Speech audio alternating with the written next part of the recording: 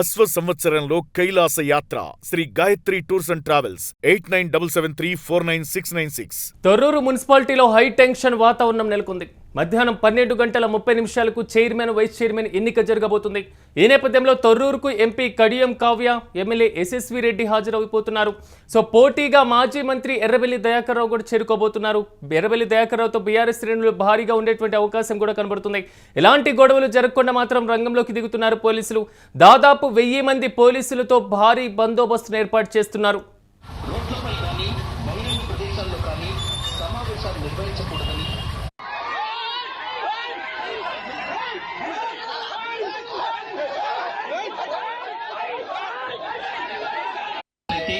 చట్టరీత్యా కఠిన చర్యలు తీసుకోబడతాయని సూచిస్తున్నాం. కావున పట్టణ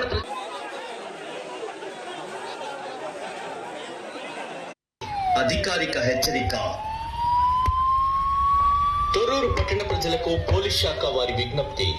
తొర్రూరు పట్టణ ప్రజలకు తెలియచేయనిది ఏమనగా, మున్సిపల్ చైర్మన్ మరియు వైస్ చైర్మన్ ఎన్నికల సందర్భంగా 17 ఫిబ్రవరి 2026 నాడు పట్టణమంతా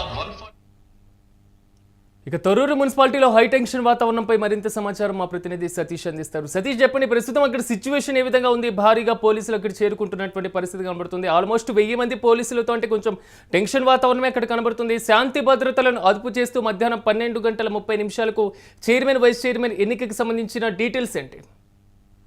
ముఖ్యంగా మహబూబాద్ జిల్లా తొర్రూరు మున్సిపాలిటీలో చైర్మన్ వైస్ చైర్మన్ ఎన్నిక నేపథ్యంలో ప్రస్తుతం నిన్న ఏదైతే ఉద్రిక్తల నడుమ ఈ రోజుకి పోస్ట్ పోన్ చేశారో, సో ముఖ్యంగా ఈ బందోబస్తుకు సంబంధించి కూడా ప్రస్తుతం, ఎందుకంటే ఎర్రబెల్లి దయాకర్ అక్కడ యశస్విని రెడ్డి ఇద్దరు కూడా అటు కీలక నాయకులు ఉన్నారు. అటు కాంగ్రెస్ పార్టీ నుంచి ఇటు బీఆర్ఎస్ నుంచి కూడా డి అంటే డి అన్నట్లుగా వాళ్ళు ఉన్నారు. కాబట్టి పోలీసులు కూడా భారీ బందోబస్తును అయితే ఏర్పాటు చేశారు. దాదాపు 1000 నుంచి 1200 మంది ఇక్కడ ఈ బందోబస్తులో ఈ పరిస్థితులను మొత్తం కూడా సమీక్షిస్తా ఉన్నారు. ముఖ్యంగా అక్కడ ఎలాంటి అవాంఛనీయ ఘటనలు జరగకుండా ఇప్పటికే తొర్రూరు మొత్తం మున్సిపాలిటీ మొత్తం కూడా, సో ఆ చుట్టుపక్కల మొత్తం కూడా 144 సెక్షన్ అయితే అమల్లో ఉంది. మొత్తం పరిస్థితి అదుపు తప్పకుండా ప్రస్తుతం అంటే ర్యాపిడ్ యాక్షన్ ఫోర్స్ అయితే బలగాలు మొత్తం కూడా మోహరించి ఉన్నాయి. సో ప్రస్తుతం ఈ గొడవ ఎందుకు సంతరించుకుందంటే, ముఖ్యంగా ఈ మున్సిపాలిటీలో దాదాపు 16 సీట్లు ఉన్నాయి, అంటే 16 వార్డులు ఉన్నాయి. దాంట్లో బీఆర్ఎస్ 9 వార్డులు గెలిచింది. అయితే మెజారిటీ బీఆర్ఎస్ వచ్చినప్పటికీ కూడా సో కాంగ్రెస్ కి 7 వార్డులు వచ్చినాయి. సో ఈ మొత్తం వ్యవహారాన్ని చూస్తే ఇక్కడ ముఖ్యంగా ఎక్స్ అఫీషియో ఓట్లు అనేది కీలకంగా మారినాయి. అక్కడ లోకల్ గా ఉన్నటువంటి ఏదైతే యశస్విని రెడ్డి ఒక ఎక్స్ అఫీషియో ఓటు వేసే అవకాశం ఉంటది. దాని తర్వాత కడియం కావ్య కూడా ఈ ఓటుని ఇక్కడ వినియోగించుకోవాలని అక్కడ వాళ్ళు పట్టుబడుతా ఉన్నారు. ముఖ్యంగా ఇప్పటికే మరి ఆ ఎక్స్ అఫీషియో ఓటుని కడియం కావ్య వరంగల్ మున్సిపల్ కార్పొరేషన్ లో వినియోగించినట్టు కూడా మరి అటు ఎర్రబెల్లి దయాకర్ ఆరోపిస్తా ఉన్నారు. సో 12:30 ఈ ఎన్నిక అయితే జరగనుంది. సో ఇప్పటికే అంత టెన్షన్ వాతావరణం ఉంది. లోపల మున్సిపల్ అధికారులు మరి కడియం కావ్యకు ఓటు వేయనిస్తారా ఏంటి అనేది కూడా ఒక చర్చగా మారింది. సో మరి ఏం జరుగుతుంది ఏంటి అనేది సతీష్, ఒకవేళ కడియం కావ్య, యశస్విని రెడ్డి ఇద్దరు ఓటు వేసిన 9-9 ఈక్వల్ అయ్యేటువంటి అవకాశాలు కనబడుతున్నాయి. మరి ఎర్రబెల్లి దయాకర్ రావు అయితే మాత్రం పూర్తి స్థాయిలో బీఆర్ఎస్ నుంచి ఉన్నటువంటి ఒక్క సభ్యుడు కూడా చేజారేటువంటి అవకాశం లేదు. అందరూ బీఆర్ఎస్ పార్టీలోనే ఉంటారని క్లారిటీ కూడా ఇచ్చేశారు. మరి ఇలాంటి సందర్భంలో నెక్స్ట్ స్టెప్ ఎలా ఉండేటువంటి ఛాన్సెస్ కనబడుతున్నాయి? డెఫినెట్ గా మొత్తం కూడా ఇది బీఆర్ఎస్ కే కైవసం అయ్యే అవకాశాలే కనబడతా ఉన్నాయి. సో మరి ఈ ఎక్స్ అఫీషియో ఓట్ల విషయంలోనే పెద్ద ఎత్తున చర్చనీయాంశంగా మారింది. మరి దీనిపైన ఏదైతే మున్సిపల్ అధికారులు ఎలాంటి నిర్ణయాలు తీసుకుంటారు ఏంటి, లోపలికి వెళ్ళిన తర్వాత ఎవరైనా, నిన్న మనం చూసాం ఏదైతే బీజేపీలో దాదాపు 10 మంది వార్డ్ మెంబర్లు ఉంటే ఇటు తక్కువ, అంటే ఒక్క ఓటుతో మొత్తం కూడా బీజేపీలో ఉన్నటువంటి ఒక వార్డు నెంబర్, ఒక కౌన్సిలర్ ఇటు కాంగ్రెస్ వైపు రావడంతో లోపలికి వెళ్ళినాక ఇదంతా కూడా జరుగుతుంది. సో ప్రస్తుతం అయితే బీఆర్ఎస్ కి బలం ఉంది.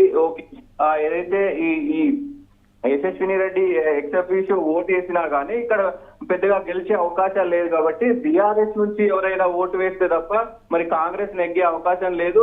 సో వాళ్ళకే చైర్మన్, ఏదైతే బీఆర్ఎస్ కు సంబంధించినటువంటి వాళ్ళకే చైర్మన్ పదవి వచ్చే అవకాశం ఉంది. కానీ లోపలికి వెళ్ళిన తర్వాత 12:30కి లోపలికి వెళ్తారు. ఆ లోపలికి వెళ్ళిన తర్వాత మరి ఏం జరుగుతుంది ఏంటి అనేది కూడా ఒకవైపు సతీష్, ఇప్పటికే మాజీ మంత్రి ఎర్రబెల్లి దయాకర్ రావుతో బీఆర్ఎస్ శ్రేణులు కూడా భారీగా అక్కడ ఉండేటువంటి అవకాశం కనబడుతుంది. నిన్న కొంతవరకు ఉద్రిక్త పరిస్థితులు, తోపులాటలు కూడా చోటు చేసుకునేటువంటి సిచ్యువేషన్. మరి పట్టణం మొత్తం కూడా ఎక్కడికక్కడ అనౌన్స్ చేస్తున్నారు, ఎక్కడ బహిరంగ ప్రదేశాల్లో సమావేశాలు నిర్వహించడం కానీ, మరి గుంపుకి పూర్తి స్థాయిలో అంటే చాలా మంది కలిసి ఒక చోట నుంచి మరో చోటకి ఒక ర్యాలీలు చేపట్టడం, ఇలాంటి వాటి మీద నిషేధం విధించినటువంటి పరిస్థితులు కూడా ఉన్నాయి. మరి ఇలాంటి సందర్భంలో పోలీసులు ఎలాంటి చర్యలు తీసుకుంటున్నారు, పట్టణ ప్రజలకు ఏం సూచిస్తున్నారు?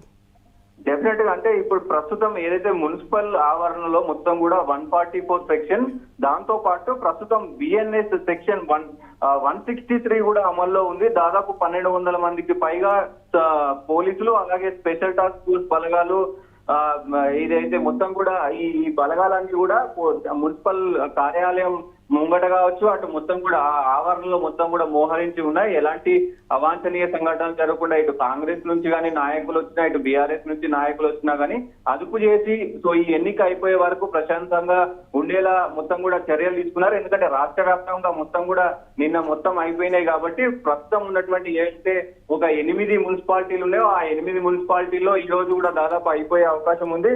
సో ఇక్కడ బీఆర్ఎస్ నుంచి అటు కాంగ్రెస్ కు ఎవరైనా వెళ్తారా అనేది ఒక ఇంపార్టెంట్ విషయం సిరాజ్. దాంతో పాటు కడియం కావ్యకు సంబంధించిన ఓటు పరిస్థితి ఏంటి? సో ఆమె ఓటు వేస్తే మాత్రం మళ్ళీ మొత్తం వ్యవహారం అంతా కూడా అడ్డం తిరిగే అవకాశం ఉంది. మరి లోపలికి వెళ్ళిన తర్వాత ఏం జరుగుతుంది ఏంటి అనేది ఒక గందరగోళ వాతావరణం అయితే తలెత్తిన పరిస్థితి కనబడతా ఉంది. సో మరి ఫేర్ ఓటింగ్ కనుక నడుస్తే బీఆర్ఎస్ కే ఈ మున్సిపల్ సీట్ అనేది చైర్మన్ పదవిని వచ్చే అవకాశాలు ఉంటుంది. Right Satish, thank you. మొత్తం మీద తొర్రూరులో మాత్రం హై టెన్షన్ వాతావరణం కనిపిస్తుంది. ఈ టెన్షన్కి ప్రధానమైనటువంటి కారణాలు 2 కనబడుతున్నాయి. ఒకటి, బీఆర్ఎస్ నుంచి ఎవరైనా పార్టీ మారేటువంటి అవకాశం ఉందా, లోపలికి వెళ్ళిన తర్వాత కాంగ్రెస్ పార్టీకి మద్దతు ప్రకటించేటువంటి అవకాశం ఉందా, ఆ టెన్షన్ ప్రధానంగా కనబడుతుంటే, 2, ఎంపీ కడియం కావ్యకు సంబంధించినటువంటి ఎక్స్ అఫీషియో ఓటు నమోదు చేసేటువంటి పరిస్థితులు తొర్రూరు మున్సిపాలిటీలో కల్పిస్తారా కల్పించరా, ఇది కూడా ఒక పెద్ద టెన్షన్ వాతావరణం కనబడుతుంది. మధ్యాహ్నం 12:30 చైర్మన్ వైస్ చైర్మన్ ఎన్నిక జరగబోతుంది. ఇక ఎంపీ కడియం కావ్యతో పాటుగా ఎమ్మెల్యే యశస్విని రెడ్డి కూడా అక్కడికి చేరుకుంటున్నారు. సో పోటీగా మాత్రం మాజీ మంత్రి ఎర్రబెల్లి దయాకర్ రావు బీఆర్ఎస్ క్యాడర్ కూడా అక్కడ ఉండేటువంటి అవకాశం ఉంది కాబట్టి ఎలాంటి గొడవలు జరగకుండా పోలీసులు కూడా రంగంలోకి దిగారు. సో దాదాపు 1000-1200 మంది పోలీసుల వరకు కూడా భారీ బందోబస్తు ఏర్పాటు చేసి పట్టణం మొత్తం కూడా ర్యాలీ చేపట్టారు భారీ స్థాయిలో పోలీసులు. సో ఎక్కడ ఎలాంటి అవాంఛనీయ సంఘటనలు జరగకూడదు, అదేవిధంగా ప్రజలు గుమిగూడడం, గుంపుగా ర్యాలీలు చేపట్టడం, బహిరంగ ప్రదేశాల్లో సమావేశాలు నిర్వహించడం, ఇలాంటి చర్యలకి మాత్రం ప్రస్తుతం తొర్రూరులో నిషేధం కొనసాగుతుంది. మధ్యాహ్నం 12:30 తొర్రూరు మున్సిపాలిటీలో ఏం జరగబోతుంది, సో ప్రధానంగా మున్సిపల్ చైర్పర్సన్ పీఠాన్ని అధిష్ఠించబోతున్నటువంటి పార్టీ ఏది అనే దానిపైన మాత్రం ఉత్కంఠ కొనసాగుతూనే ఉంది.